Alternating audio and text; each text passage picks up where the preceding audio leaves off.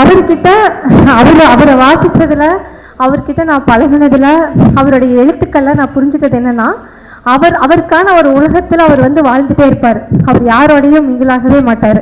ஏன்னா அவருடைய எழுத்துக்கள் வந்து நான் எப்பவுமே அவரோட எழுத்துக்களை பார்க்குறது, எல்லாருமே சொன்னாங்க பகடின்னு சொன்னாங்க. அது ஒரு வகை. நான் இன்னும் சிறப்பாக பார்க்குறது என்னென்னா, எழுத்துக்கள் எல்லாமே வந்து ஒடுக்கப்பட்ட மக்களுக்காக எழுதப்பட்ட எழுத்துக்கள், இல்லை ஒடுக்கப்பட்ட மக்களால் எழுதப்பட்ட எழுத்துக்கள் எல்லாமே வந்து அவர்களுடைய சஃபரிங்ஸை பற்றி தான் சொல்லியிருப்பாங்க. எல்லாருமே வந்து லத்தீன் அமெரிக்க இலக்கியங்களாகட்டும், நம்ம படித்த கென்னி இலக்கியங்களாகட்டும், இல்லை நம்ம இந்திய இலக்கியங்களாகட்டும், எல்லாத்துலேயுமே வந்து அந்த ஹியூமன் சஃபரிங்ஸை வந்து சொல்லியிருப்பாங்க. ஆனால் தோழர் மட்டும்தான், நான் படித்த ஆத்தர்லேயே தோழர் மட்டும்தான் அதை எடுத்து கேள்வி கேட்பார், அதை வந்து மறுத்தளிப்பார். அவருடைய கோபத்தை வந்து பகடியாக பரிகாசமாக சொல்லுவார். அது யாருமே சொல்லலை. ஏன்னா ஒடுக்கப்பட்ட மக்களால் எழுதப்படுற இலக்கியங்களும், அந்த இலக்கியங்கள் என்னென்னா அவங்களுடைய அழுகையும் அவர்களுடைய வெறுப்பையும் அவருடைய கோபத்தையும் அதை ஏற்றுக்கிட்டு வாழ்கிற மாதிரியும் இருக்கும். கிளைமேக்ஸே பார்த்தீங்கன்னா அப்படி தான் இருக்கும், எல்லாமே ஏற்றுக்குவாங்க. அந்த மாதிரி தான் அந்த கதைகளே எழுதியிருப்பாங்க. ஆனால் வந்து தோழர் மட்டும்தான் நான் பார்த்த வரைக்குமே விதிவிலக்கா அதை வந்து எதிர்த்து ஒரு கேள்வி கேட்குற மனநிலையில், அதை வந்து மறுத்தளிக்கிற மனநிலையில் எழுதியிருப்பார். அது வந்து ரொம்ப சிறப்பு வாய்ந்தது. அது வந்து என்னென்னா கவிதை, அவருடைய கவிதைகளையும் சரி, கட்டுரைகளையும் சரி, அவருடைய நாவல்களையும் சரி அது வெளிப்படும். அது வந்து நான் வேறு எந்த கவிஞர்கள்கிட்டையுமே எழுத்தாளர்கிட்டையுமே பார்த்ததில்லை. நான் தோழர்கிட்ட மட்டும்தான் பார்த்துருக்கேன். அது வந்து எனக்கு ரொம்ப, அந்த எழுத்துக்களை வந்து எனக்கு ரொம்ப பிடிச்சிருக்குது. ரெண்டாவது விஷயம், நான் அவர்கிட்ட பார்த்த ஒரு சிறப்பான விஷயம் என்ன அப்படின்னு சொன்னால், நான் என்றைக்குமே வந்து என்னோடையே வச்சுக்கொள்ளணும்னு சொல்லிட்டு என்னோட பேரன்பிற்கும் பெருங்காதலுக்கும் உரிய தஸ்தாவஸ்கி ஒரு வாசகம் சொல்லுவார். அவருடைய நாட்குறிப்பில் என்ன சொல்வார்னா, இலக்கியம் என்ன செய்யணும்னு சொல்வார், எழுத்து என்ன செய்யணும்னு சொல்வார். அவனை தூங்க விடக்கூடாது. ஒரு மனுஷனை வந்து ஒரு இலக்கியம் தூங்க விடாமல் அவனை வந்து எப்பவுமே கேள்வி கேட்டுட்டே இருக்கணும்னு சொல்வார். அவர் சொல்வார், எல்லா இலக்கியங்களும் வந்து சஃபரிங்ஸை பற்றி பேசும் பொழுது அதுக்கான நீட்டியம் பேசுவதே இலக்கியம்னு சொல்லிட்டு வந்து தஸ்தாவஸ்கி ஒரு இடத்துலையுமே வலியுறுத்துவார். அந்த மாதிரி தான் வந்து தமிழ்நாட்டின் தஸ்தாவஸ்கி மாதிரி தான் நான் வந்து பார்க்குறேன். பிரான்சிஸ் கிருபாக்கு அப்புறம் பிரான்சிஸ் கிருபா வந்து எனக்கு அது வேறு மாதிரி லெவலு. தோழரி அப்படி தான் பார்க்குறேன். ஏன் அப்படி பார்க்குறேன்னா, அவர் தஸ்தாவஸ்கியும் டால்ஸ்டாயும் என்ன சொன்னாங்களோ, ரெண்டு பேருமே சொல்லுவாங்க ஹியூமன் சஃபரிங்ஸ் இஸ் வேக் அப்படின்னு சொல்லுவாங்க. ரெண்டு பேருமே வந்து அவருடைய நாவல்கள் வந்து எத்தனை ரஷ்ய எழுத்தாளர்கள் இருந்தாலும் மனிதர்களை கொண்டாடிய, மனிதர்களுக்கு வந்து என்ன சொல்றது, மீட்சியும் வளர்ச்சியும் விடுதலையும் சொன்ன ரெண்டே எழுத்தாளர் வந்து ஒன்று தஸ்தாவஸ்கி, ஒன்று டால்ஸ்டாய் தான். அதே மாதிரி தான் நம்ம தோழரும் அவரோட கதைகளையும் கவிதைகளையும் சரி கட்டுரைகளையும் சரி அது சொல்லுவார். கிளைமேக்ஸே ரொம்ப வித்தியாசமாக இருக்கும். நான் நினச்சிட்டு வந்த கதையும் கவிதையும் எல்லாமே பேசிட்டீங்க. நான் வந்து அவங்க மேடம் சொன்ன அந்த ஆத்தா மகமாயி கவிதை எனக்கு வந்து ரொம்ப பிடிக்கும். காலையில் தான் அதை பேசுவேன் யோசிச்சுட்டு வந்து, அதனால் அவங்க பேசிட்டாங்க. இப்போ நான் புதுசாக பேசணும் உங்ககிட்ட. எனக்கு ரொம்ப பிடிச்ச கவிதை தோழர், ரெண்டு கவிதை நான் எப்பவுமே நினைப்பேன். நீங்கள் வந்து உங்களோட வந்து ஜாதியத்தை பற்றி பேசும்பொழுது பாலின சமத்துவத்தை பற்றி பேசுவீங்க, ஒடுக்கப்பட்ட மக்களை பற்றி பேசும்போது ஒடுக்கப்பட்ட மக்களால் வாழும் பெண்களை பற்றியும் பேசுவீங்க. அந்த வகையில் எனக்கு ரொம்ப பிடிச்ச ஒரு கவிதை என்னன்னா, பெண்களை பற்றி. அரண்மனையில் அந்தப்புறம், அடர்வனத்தில் லட்சுமண கோடு, லங்காபுரியில் அசோகவனம், எங்கிருந்தாலும் சரிதான் சீதைக்கு அப்படிங்கிற கவிதை. இதை விட பெண்ணடிமைத்தனத்தை பற்றி எங்கேயுமே சொல்ல முடியாது. அது குடும்பத்தில் பராமரிக்கிற பெண்ணாக இருந்தாலும் சரி. இன்னைக்கு கூட முந்தா நாள் ஒரு ஜட்ஜ்மெண்ட் இருந்திருக்கு. என்னன்னா, எம்சிஓபி கிளைமில் ஒரு குடும்பத்தை பராமரிக்கக்கூடிய பெண் உடம்பு அவங்களுக்கு ஒரு ஆக்சிடென்ட் ஆகுது, இல்லை இறப்பை எப்படி கால்குலேட் பண்ணணும்னு சொன்னால் 30,000 சொல்லி ஃபிக்ஸ் பண்ணியிருக்கு சுப்ரீம் கோர்ட்.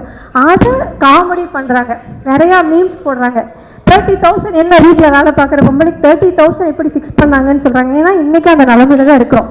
வீட்டில் வேலை பார்க்குற பெண்ணாக இருந்தாலும் சரி, அதிகாரியாக இருந்தாலும் சரி, ஜனாதிபதியாக இருந்தாலும் சரி, கோயிலுக்கு வெளியில் தான் இன்னும் நம்ம நிற்கிறாங்க. அதுக்கு காரணம் என்னென்னா, ஜாதியம் தாண்டி பாலின பாகுபாடு தாண்டி இருக்கிற நம்மளுடைய சனாதன தர்மமாக இருக்கட்டும், இல்லை அதை ஒட்டுன வந்து நடைமுறையாக இருக்கட்டும், அதையெல்லாம் வந்து நீங்கள் கேள்வி கேட்கக்கூடிய எழுத்து. அது போக இன்னொன்று உங்ககிட்ட நான் சிறப்பாக பார்க்குறது என்னென்னா, சமகால அரசியலை நீங்கள் வந்து எல்லாமே சமகால அரசியலை பற்றி பேசிகிட்டே இருப்பீங்க. ஒரு கதையை இருந்து எடுத்துகிட்டு அதை பற்றி மட்டும் முடிக்க மாட்டாங்க. சமகால அரசியலை பற்றி ஒரு கவிதையாக சிறுகதையாக எழுதுகிற எழுத்தாளர்களும் ரொம்ப கம்மி தான்.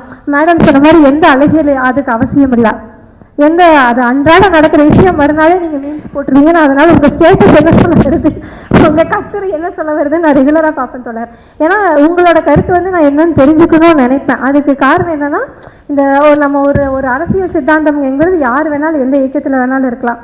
ஏன்னா இங்கே அதை சொல்லுவேன்னு நீங்கள் நினைப்பீங்க. எப்பவுமே அத்வானி ஒரு வார்த்தை சொல்வார். அத்வானி பற்றி இங்கே பேசுகிறேன்னு நினச்சிடாதீங்க. அவர் என்ன சொல்வாருன்னா, எல்லை தாண்டிய பயங்கரவாதத்தை விட மிகவும் பயங்கரமானது கம்யூனிஸ்டுகளின் அறிவு பயங்கரவாதம் சொல்லுவாங்க.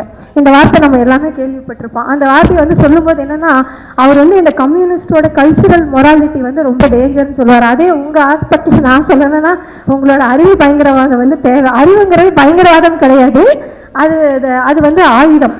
என்ன அப்படின்னு சொன்னால், நிறைய எழுத்துக்கள் தான் நம்ம படிக்கக்கூடிய எழுத்துக்கள், நம்ம வாசிக்கிற எழுத்துக்கள் வந்து என்ன செய்யும் அப்படின்னு சொன்னால், இன்னொரு தலைமுறைக்கான ஒரு கொண்டு செலுத்துகிற ஒரு விஷயமா இருக்கும். நம்ம செய்கிற ஒரு சிறு தவறு வந்து பல தலைமுறையை பாதிக்கலாம். இப்போ நீங்கள் வந்து தோழர் வந்து இந்த புக்கில் பார்த்தேன், கூகி வாங்கியாங்கோ, அவங்க வந்து சிவமண்டா அடிச்சியோட எனக்கு ரொம்ப பிடிச்ச ஆத்தர். அவங்களோட குருநாதர்னு சொல்லி அவங்க சொல்லுவாங்க. அவங்களோட எழுத்துக்கள் பார்த்தா தோழர் சொன்ன மாதிரி பசி, வறுமை, பஞ்சம், பாலின பாகுபாடு, அதை தாண்டி ஒரு அன்றாட வாழ்களுக்கு தேவையான ஒரு சர்வைவர் இல்லாத மனுஷங்கிட்ட இருந்து வர எழுத்து தான் ஆகச்சிறந்த எழுத்து அப்படின்னு சொல்லியிருப்பார். அதே நீங்கள் சொல்லியிருந்தீங்க, போராட்டம் தான் வாழ்க்கையை உருவாக்கும் சொல்லிட்டு. அந்த மாதிரியான எந்த எழுத்துக்களையும் தற்காலத்தில் உங்களை தாண்டி எழுதவே இல்லை. நான் படித்த ஒரே ஒரு சிறுகதையை மட்டும் சொல்லிடுறேன். ஏன்னா அந்த கதையை நான் சொல்ல வந்து எல்லா சிறுகதையும் எல்லாருமே சொல்லிட்டாங்க. மதுக்கூர் தோழர் அவங்க சாரெல்லாம் சொல்லிட்டாங்க, தோழர்னு சொல்லிட்டாங்க. அது என்னென்னா மார்க்ஸை மறுட்டிய ரயில்ன்ட்டு. இது என்னென்னா பேரே மார்க்ஸை மறுட்டிய ரயிலான்னு சொல்லிட்டு அதை எடுத்து பார்த்தேன். அது என்ன, ட்ரெயின் வந்து எல்லாருக்கும் பிடிக்கும், மழையும் எல்லாத்துக்கும் பிடிக்கும். ஆனால் நீங்கள் அதை ஸ்டார்ட் பண்ண விதமே எனக்கு வந்து ரொம்ப வித்தியாசமாக இருந்துச்சு. எங்கிருந்தாலும் ஒடுக்கப்பட்ட மக்களுக்காக பேச வேண்டுங்கிற ஒரு சிந்தாந்தம், அது மழையாக இருந்தாலும் வெயிலாக இருந்தாலும் காற்றாக இருந்தாலும் அதை ரசனையை தாண்டி அது வந்து தோழர் பார்வையில் எப்படி பார்க்குறீங்கிறத பார்த்தா, அதில் 2வது லைனே எழுதியிருந்தேன், கம்பரைக்கட்டு வாங்க மறுத்த தாயின் அழுகுறலை போல அந்த ரயில் விசுவி கொண்டே ஊர்ந்து வந்ததுன்னு எழுதியிருந்தீங்க. நீங்கள் என்ன சொல்ல வந்திருக்கீங்கன்னே பார்த்தா ட்ரெயினை பற்றி அவன் எழுத மாதிரி இருக்கா, ஒரு ஏழையின் கண்ணீர் மாதிரி இருக்குது, சத்தம் மாதிரி இருந்துச்சு. தோழர் என்ன சொல்ல வரான்னு கடைசியாக பார்க்கும்போது ட்ரெயினை பற்றி எல்லாம் சொல்லிட்டு வரும்போது அந்த கோதலை இருக்குது சம்பவத்தை சொல்லியிருந்தீங்க. இனிமேல் நான் ட்ரெயினையே ரசிக்க மாட்டேன், 3 பெட்டிகளுக்காக 3000 மனிதர்களை கொன்றது அப்படின்னு சொல்லிட்டு எழுதியிருந்தீங்க. அதை ஏன் இந்த இடத்துல சொல்ல வரேன்னா, ஒரு அன்றாடம் நடக்கிற அரசியலை வந்து நம்ம கடந்தே போயிட மாட்டோம். நம்ம நினைப்போம் நம்ம ஒரு சித்தாந்தத்துக்குள்ளே இருக்கிறோம், அதோடு நம்ம முடிஞ்சிடணும்னு நினைக்காம, அன்றாடம் நடக்கிற வாழ்வியலுக்கும் நமது அரசியல் பொருளாதாரத்துக்கும் என்ன சம்மந்தம் இருக்குன்னு நம்ம நிறைய பேர் யோசிக்கவே மாட்டோம். ஆனால் தோழர் வந்து அதை யோசிச்சுட்டே இருப்பீங்க. அதாவது அரசியல் தாண்டி சமகால அரசியல் பொருளாதாரம், அதை தாண்டி ஏன் அந்த மாதிரியான சிந்தனை வருதுன்னு சொல்லி தோழர் யோசிக்கிறதுனால தான் இந்த மாதிரி அன்றாட நிகழ்வுகளை ஒரு கவிதையாவோ கதையாவோ சொல்லும் பொழுது வந்து அது வந்து மக்களுக்கு கொண்டு செலுத்தணும். ஏன்னா இந்த இன்சிடென்ட் வந்து நாளைக்கு இன்னொரு 100 வருஷம் கழிச்சு என்னன்னே தெரியாமல் போகலாம். ஆனால் இந்த சிறுகதை 2012 அது தோழர் எழுதியிருந்தீங்க. அதை பார்த்து அது எப்பவுமே மறக்காது. இந்த சம்பவத்தை நோக்கி இந்த ட்ரெயினை ஒரு ட்ரெயினை வந்து கண்ணீரோடு பார்க்க முடியுமா, ஒரு மலையை கண்ணீரோடு பார்க்க முடியுமான்னு சொல்லி எழுதியிருந்தீங்க தோழர்.